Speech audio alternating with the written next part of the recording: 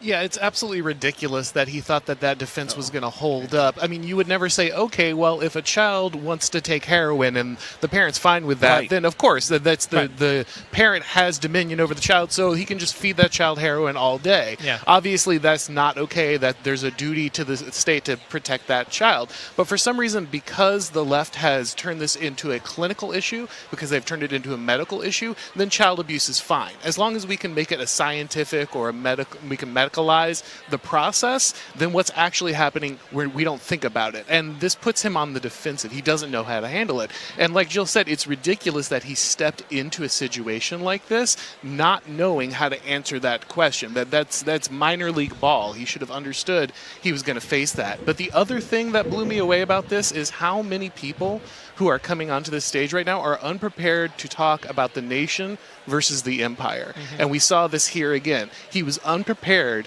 to talk to Tucker about why we should be protecting random places across the world, but we can't protect our own border. So explain the difference between the nation and the empire.